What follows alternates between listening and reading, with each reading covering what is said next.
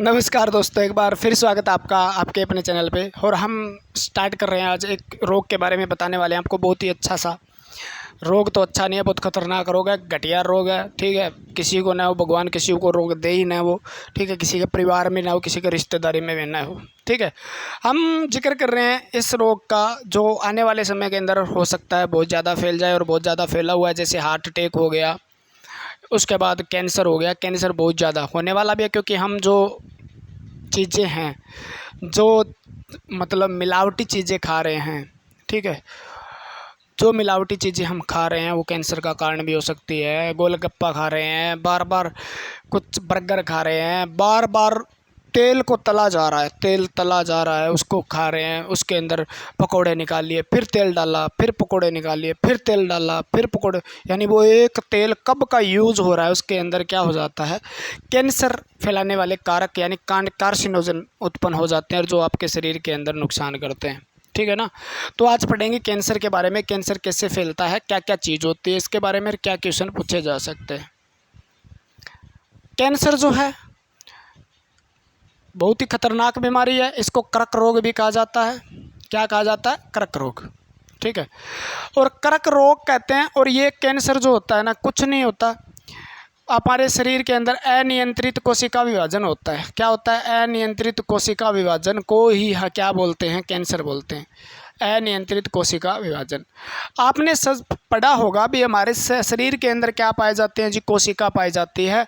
और कोशिकाएं जब टूटती है तो उसको विभाजन कहते हैं। और विभाजन वो क्या करती है? एक नई कोशिका का निर्माण करती है। क्या करती है जी? नई कोशिका का निर्माण करती है। ये बात हमने पढ़ी पहले भी। जब हमारे शरीर के अंदर कोशिकाओं से बना हुआ हमारा शरीर है और उसके अंदर विभाजन होता है तो नई कोशिकाओं का निर्माण होता है। जैसे चोट लग गई, आप इतने थे, इतने से इतने इतने इतने इतने बन गए, तो उसका कारण भी कोशिका विभाजन था। ठीक है ना। और कैंसर का कारण भी कोशिका विभाजन है, लेकिन वो नियंत्रण में था और ये अनियंत्रित है, अनकंट्रोल सेल डिवीजन है। ठीक है, एबनॉर्मल ग्रोथ हो जाती है, यानी फालतू की जो असाधारण कोशिका के अंदर ग्रोथ हो जाती है, उसको कैंसर बोलते हैं। ठीक है ना। अनियंत्रित कोशिका विभाजन होगा तो आपके शरीर में बनेगा ट्यूमर। क्या बनेगा? ट्यूमर बनेगा, जिसको हम क्या बोलते हैं? गांठ बोलते हैं। क्या बोलते हैं? गांठ बोलते हैं। ट्यूमर नाम सुना होगा आपने। ठीक है, तो वो ट्यूमर आपके शरीर पे क्या फैलाती है? गांठ मतलब ट्यूमर क्या करती है? आगे कैंसर का कारण बनती है। वो कैंसर वाले कोशिकाएं होती हैं। ठीक है, यानी एक कोशिका थी, उसने इतना विभाजन किया, इतना विभाजन किया, इतना विभाजन किया, इतना विभाजन किया, इतना विभाजन किया, और उसने बना दी एक ट्यूमर, यानी आपकी गांठ। ठीक है, तो इसको हम बोलते हैं बिनाइन ट्यूमर। क्या बोलते हैं? बिनाइन ट्यूमर, यानी फर्स्ट स्टेज की कैंसर कहा जाता है इसको। ठीक है, तो ये कैंसर किस प्रकार से फैलती है, ये क्यों हुआ, कैसे हुआ, कारण क्या था? ठीक है ना। तो कारण होता है आपका, कुछ कारण हो सकते हैं। जैसे आपकी कोशिका है, ये कोशिका है, और कोशिका में आपका क्या होता है? केंद्रक होता है। कोशिका में क्या होता है जी? केंद्रक होता है।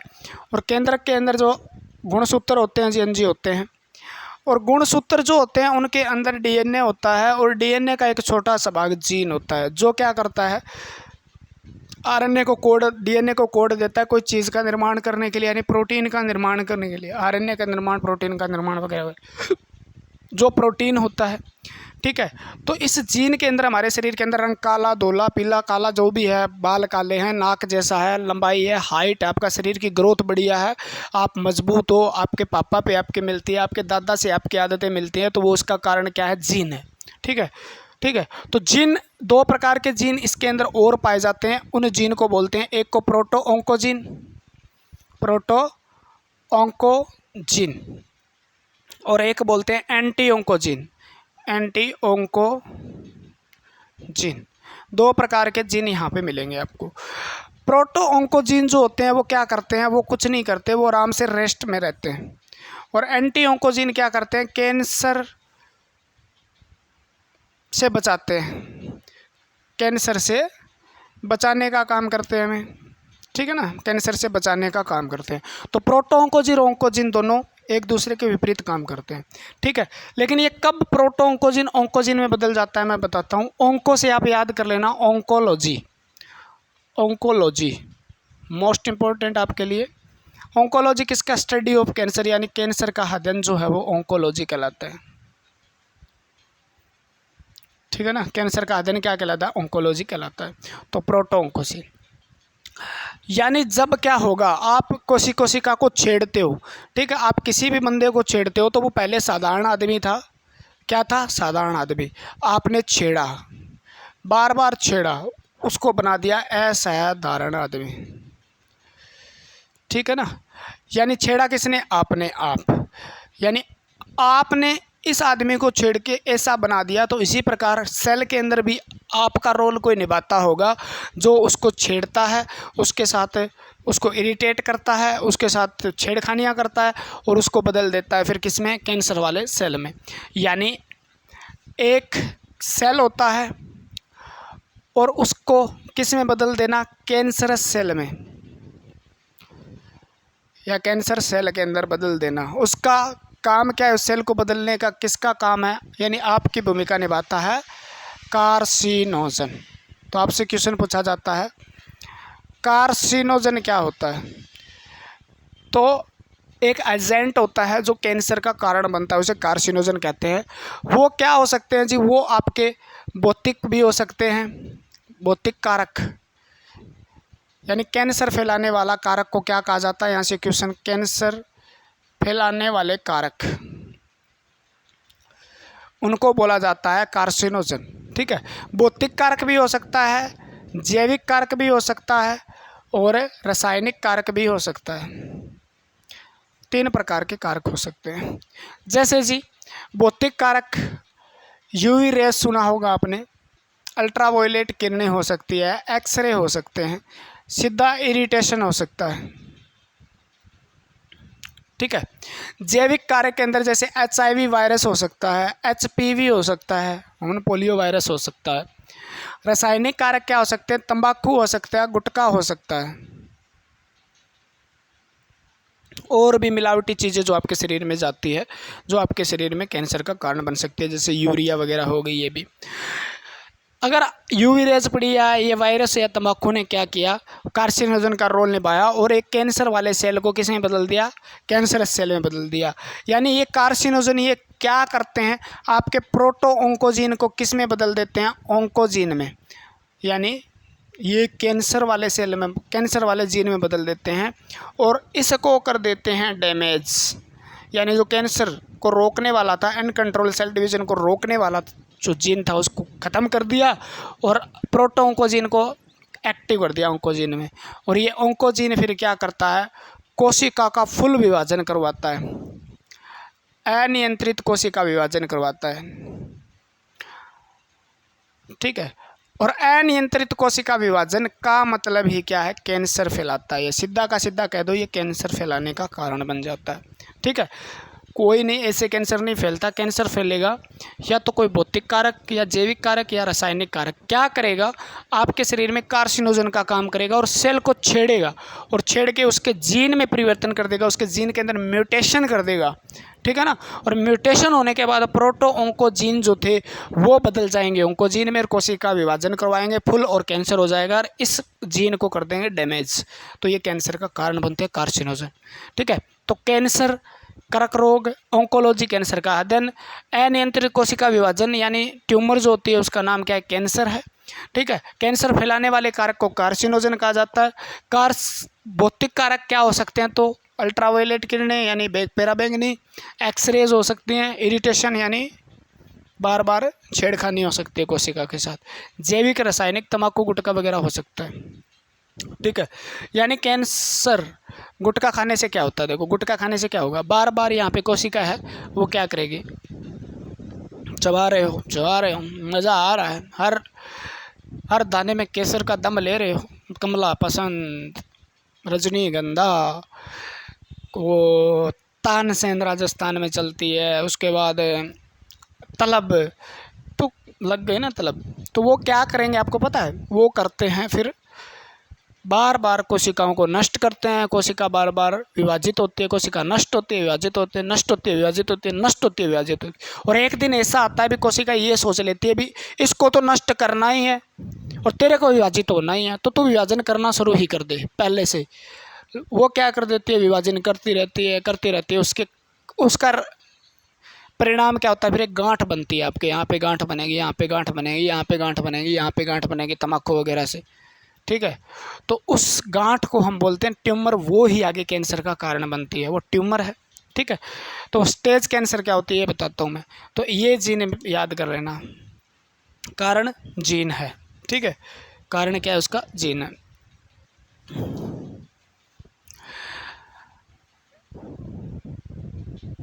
कार्सिनोजन भी लिख लेना आप, ठीक है ना। अब क्या हुआ देखो, जीन के साथ छेड़खानी हुई और ऑन्कोजीन ने काम किया। अनकंट्रोल सेल डिवीजन, कोशिका विभाजन करवाया, कोशिका विभाजन करवाया, बहुत ज़्यादा कोशिका, अनियंत्रित कोशिका विभाजन करवाया, ये बात इंपॉर्टेंट है।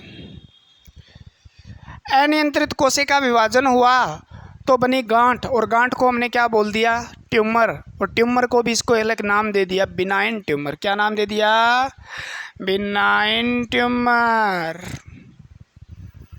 और इस बिनाइन ट्यूमर का नाम है फर्स्ट स्टेज की कैंसर, ठीक है। छोटी सी गांठ जो होती है वो एक फर्स्ट स्टेज की कैंसर होती है, और फर्स्ट स्टेज में कैंसर को काबू पाना बहुत आसान होता है, ठीक है ना।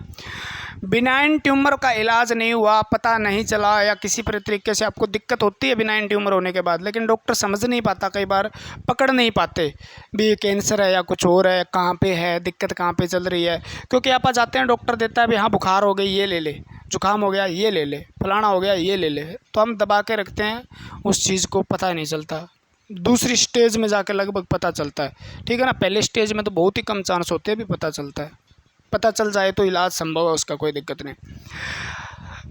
और अब भी एक कैंसर बदल जाती है इसमें, जिसको हम बोलते हैं मैलिग्नेंट ट्यूमर।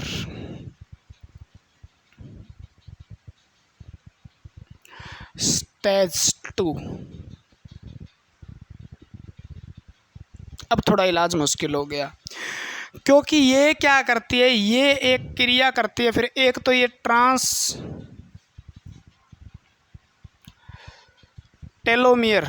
टेलोमर्ज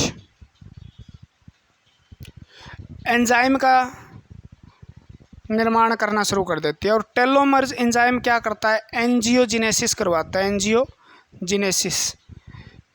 ये क्या होता है जी, एंजियोजेनेसिस, यानी आपके शरीर में कोई अंग नया बन गया, अब गांठ है तो शरीर ने सोच लिया भी ये कोई अंग है, और अंग के ऊपर फिर क्या होंगी, रक्त वाहिकाएँ होगी जी, रक्त वाहिकाएँ होगी जी, सबको पता है ब्लड वेजल्स होगी जी, रक्त वाहिकाएँ होगी, यानी रक्त वाहिका का निर्माण करवा देता है उस गांठ के लिए स्पेशल टेलोमर्ज एंजाइम। नॉर्मल कोशिका के अंदर ये स्त्रावित नहीं होता, ये होता है कैंसरस सेल के अंदर, और एंजियोजेनेसिस करवा देता है।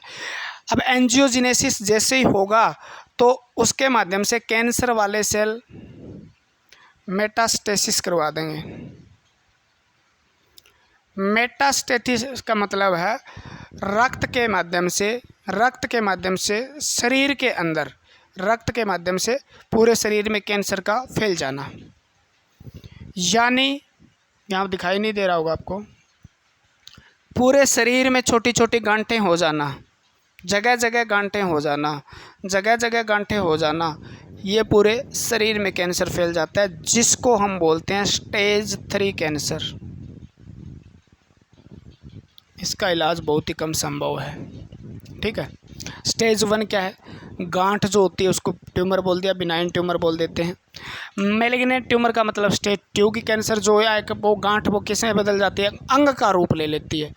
गांठ क्या लेती है, अंग का रूप ले लेती है, उसके ऊपर रक्त वाहिकाओं का निर्माण हो जाता है ताकि उसको पहुंचाया जा सके। दूसरी कोशिकाओं की तुलना के अंदर वो बहुत ज़्यादा सेल डिवीज़न करती है, काले काले धब्बे सा नज़र दिखाते हैं आपको, एनिमेशन में देखते हो। अब वो कैंसर वाले छोटे छोटे इतने छोटे सेल हो जाते हैं कि वो ब्लड वेजल्स के अंदर घुस जाते हैं, लिम्फ नोड के या लिम्फ वेजल्स के थ्रू।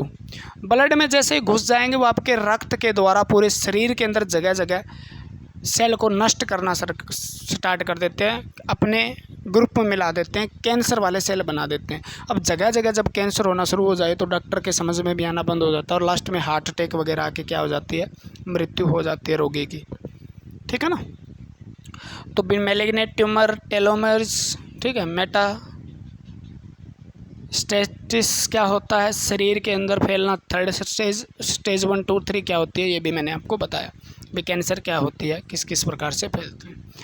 ठीक है, कुछ कॉमन नाम है कैंसर के टाइप के।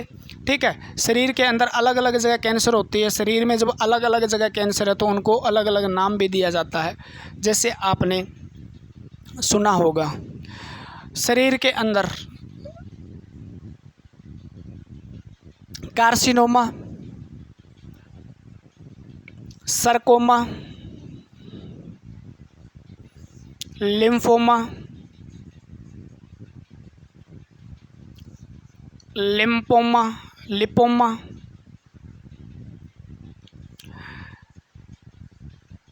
मेलोनोमा,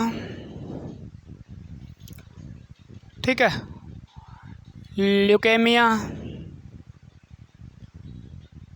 और भी सुना है क्या कुछ, एडिनोमा। ये कैंसर के टाइप हैं। नोमा नोमा नोमा नोमा नोमा नोमा नोमा कैंसर के टाइप।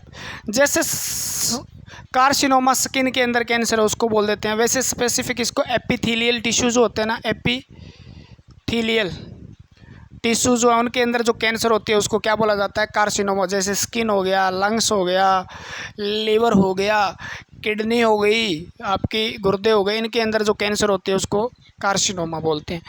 सरकोमा उसके अंदर बोलते हैं। जैसे सरकोमा जो आपके मेसोडर्मल ऑर्गन है उनके अंदर कैंसर होती है, यानी कनेक्टिव टिश्यू है उनके अंदर होती है। जैसे बोन के अंदर हो गया, बोन मेरो यानी अस्थि मज्जा के अंदर हो गया, ठीक है, बोन मेरो में हो गया, कार्टिलेज में हो गया, कार्टिलेज में हो गया, ब्लड वेजल्स के अंदर हो गया, रक्त वाहिकाओं के अंदर। इन कैंसर को हम सार्कोमा बोलते हैं। क्या बोलते हैं, सरकोमा। लिम्फोमा यानी लसिका परव जो होते हैं, लसिका के जो गांठ होते हैं, लिम्फ नोड जो होते हैं उनके अंदर कैंसर हो जाए तो लिम्फोमा। लिम्फोमा एडिपोज टिश्यू यानी वसीय उत्तक जो होते हैं ना, वसीय उत्तक, उसके अंदर जो कैंसर हो जाए तो लिम्फोमा बोलते हैं, लिपोमा। मेलनोसाइट, मेलेनोसाइट सेल जो होते हैं, मेलनोसाइट यानी जो आपके त्वचा के नीचे सेल पाए जाते हैं, मेलनोसाइट, उसके अंदर कैंसर हो जाए तो मेलनोमा बोलते हैं। एडिनोमा किसी भी ग्रंथि में कैंसर है उसको एडिनोमा बोलते हैं। ल्यूकेमिया ब्लड कैंसर यानी रक्त कोशिका को बोलते हैं। रक्त कैंसर यानी WBC की संख्या ज़्यादा हो जाती है और उसको ल्यूकेमिया बोलते हैं। तो इस प्रकार के कैंसर के अलग अलग टाइप हैं, इनके अलग अलग नाम से जाना जाता है। पहचाना कैसे जाता है, डायग्नोसिस कैसे होता है, इसका स्क्रीनिंग कैसे होती है, पहचानना कैसे जाता है, तो डॉक्टर CT स्कैन से भी पहचान सकता है इसको, MRI से भी पहचान सकता है इसको, और एक्सरे वगैरह से भी पहचान सकता है इसको। ठीक है, आगे हिस्टोलॉजिकल डायग्नोसिस होते हैं, बहुत डायग्नोसिस होते हैं, इससे पहचाना जा सकता है, वो डॉक्टर के पास ही हैं, वो पहचान सकते हैं। ठीक है, ट्रीटमेंट क्या है जी, इसका इलाज हो सकता है जी, हाँ इलाज कुछ है। एक तो फर्स्ट स्टेज की कैंसर है तो उसको सर्जरी के द्वारा भी इसका इलाज किया जा सकता है, यानी ऑपरेशन इसका इलाज। ठीक है, दूसरा इसका इलाज क्या है, कीमोथेरेपी है, कीमोथेरेपी भी इसका इलाज है। ठीक है, रेडियोथेरेपी भी इसका इलाज है। दबाया जा सकता है, पूर्ण रूप से तो सही नहीं होता। मान लो रेडियोथेरेपी के अंदर मोस्ट इम्पोर्टेंट क्वेश्चन है कोबाल्ट 60 के द्वारा, या रेडियो एक्टिव सब्सटेंस कौन सा है जो कैंसर में प्रयोग होता है, तो कोबाल्ट 60 जो है स्किन कैंसर को दूर करने के लिए प्रयोग होता है। इसके द्वारा निकली हुई जो किरणें होते हैं, वेव होते हैं या पार्टिकल जो होते हैं, उनका बीम डाला जाता है कैंसर वाले सेल पे और उसको नष्ट किया जाता है। ठीक है, एम्यूनो कौन सी थेरेपी है, एम्यूनो थेरेपी भी है। आपके प्रतिरक्षा तंत्र को मजबूत करके भी इम्यून सिस्टम के द्वारा भी इसका इलाज है। हिस्टोथेरेपी भी है। ठीक है, बोन मेरोथेरेपी भी है। तो बहुत इलाज हैं, अलग अलग थेरेपियाँ हैं, ठीक है। ये थेरेपी भी है, क्लियर है। तो ये थे केमोथेरेपी के अंदर क्या होता है, केमिकल डाला जाता है आपके शरीर में जिससे बाल वगैरह उड़ जाते हैं, ताकि जो कैंसर वाले सेल हैं उनको नष्ट किया जा सकते हैं। तो चांस ये भी रहते हैं भी आपके जो बढ़िया सेल हैं वो भी नष्ट हो सकते हैं। तो कीमोथेरेपी के अंदर क्या होता है, बाल उड़ जाते हैं, बाल पूरे के पूरे शरीर से, मुँह से, दाढ़ी से, तो वो कीमोथेरेपी होती है। रेडियोथेरेपी में कोई भी रेडियो सक्रिय तत्वों का यूज करके उसकी किरणें डाली जाती है, अल्फ़ा बीटा रेज जो होती है मान लो, वो डाली जाती है आपके कैंसर वाली जगह पे और उसको नष्ट करने के लिए, ठीक है। सर्जरी से उसको काट के, कोई गांठ है उसको काट के अलग कर दिया जाता है। इम्यूनोथेरेपी में आपकी प्रतिरक्षा तंत्र को मजबूत किया जाता है। हार्मोन थेरेपी भी होती है, हार्मोन के द्वारा भी इसका इलाज कुछ ना कुछ संभव है। तो कुछ इलाज एक साथ चलते हैं, ठीक है। अब एक बात और जान लो, सबसे ज़्यादा भारत के अंदर कैंसर कौन से अंग में मिलती है।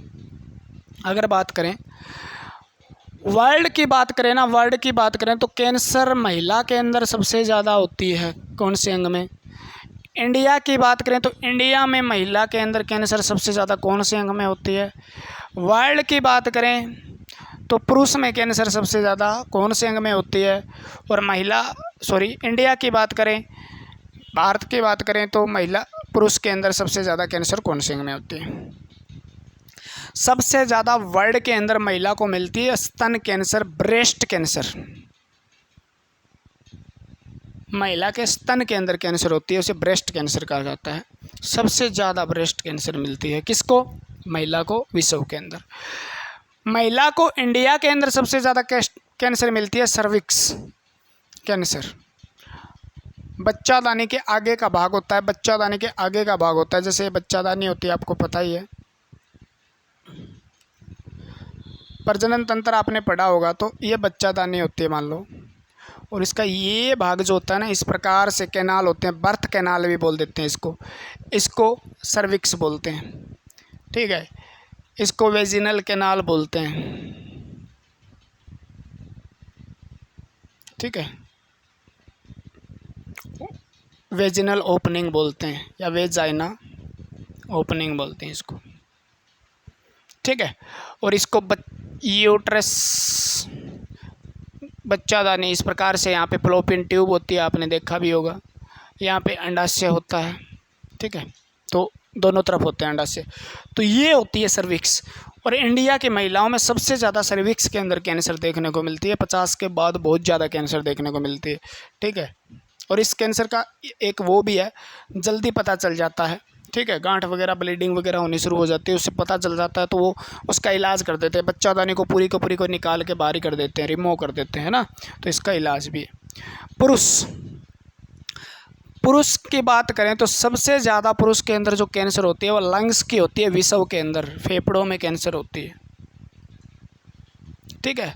लेकिन भारत के अंदर गुटखा खाते हैं ना, तो ओरल कैंसर सबसे ज़्यादा देखने को मिलती है, यानी मुख जो है उसके अंदर कैंसर सबसे ज़्यादा भारत के अंदर देखने को मिलती है, क्योंकि तम्बाकू, गुटखा सबसे ज़्यादा यूज़ होता है भारत के अंदर।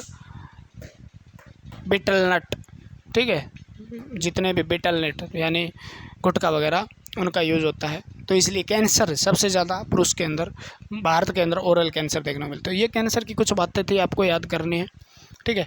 और कैंसर जो है एक एक्वायर्ड डिजीज़, उपार्जित डिजीज, नॉन कम्युनिकेबल है, ऐसे छूने से फैलने वाले नहीं है, ठीक है।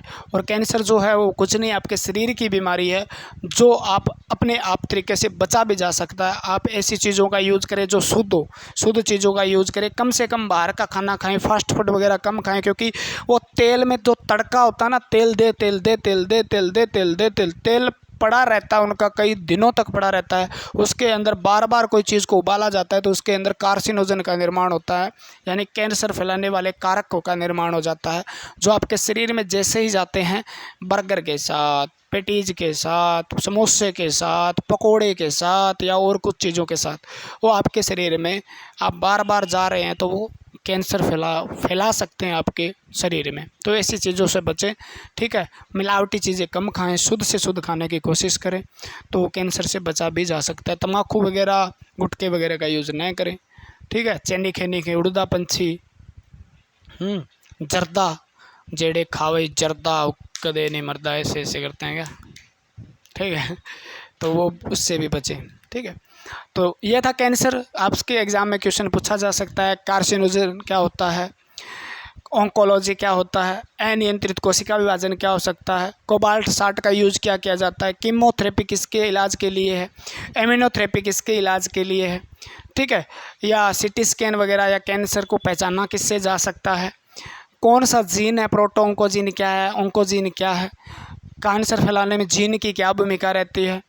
ठीक है, एक्सरे या यूवी रेज कौन सी कैंसर फैलाने में ज़्यादा महत्वपूर्ण भूमिका निभाते हैं, तो अल्ट्रावायलेट या एक्सरे स्किन कैंसर ज़्यादा फैलाते हैं, याद रखना।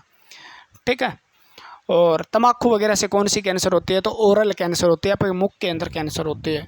ठीक है ना, और आप प्रदूषण वाली चीज़ की जगह ज़्यादा रहते हो तो लंग्स की कैंसर ज़्यादा होती है, आपको फेफड़ों की कैंसर हो सकती है, आप स्मोकिंग करते हो तो भी हो सकती है। तो इस चीज़ों से बचने की कोशिश करें। अल्कोहल से आपको लीवर की कैंसर भी हो सकती है, अल्कोहल वगैरह पीने से। ठीक है, तो ये कैंसर के कारण थे। कैंसर से बचा भी जा सकता है, उसका इलाज भी है। ठीक है, सरकार ने कुछ फ्री स्कीम भी चला रखी है आजकल, तो कैंसर वाले ज़्यादा से ज़्यादा हॉस्पिटलों पे जोर दिया जा रहा है। ठीक है, जो कैंसर से पीड़ित रोगी है उसको कुछ सरकार प्रोत्साहन देती है, उनको पैसे भी देती है जितने इलाज के लगे हैं, एक बार उसे खर्च करने पड़ते हैं। तो ऐसा कुछ सिस्टम है।